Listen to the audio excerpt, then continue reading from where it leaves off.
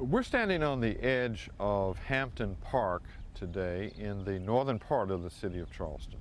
This park is historically significant because it was the site for what most historians today believe to have been the first celebration of what we call Memorial Day today.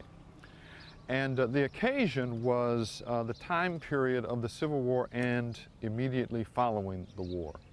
Now, during the Civil War, this area, which had been a racetrack, was used as an open-air prison camp maintained by the Confederates for Union prisoners. And during the course of occupying this place as a prison camp, over 250 Union soldiers died, and they were buried in this area.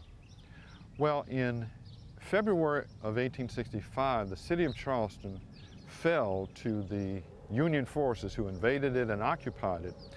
And this brought freedom to African Americans in this city for the first time. And so there were many celebrations on that occasion.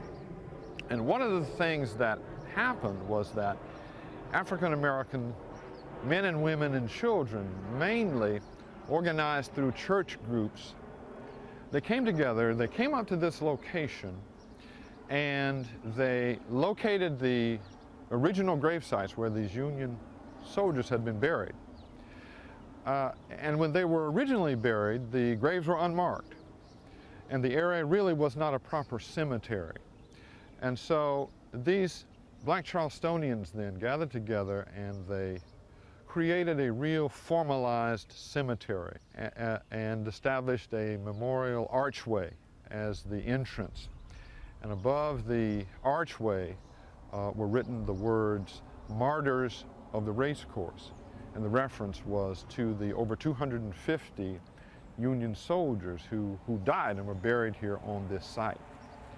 And then, on May the 1st, 1865, there was a massive parade of, by and large, African Americans, but with a sprinkling of some whites.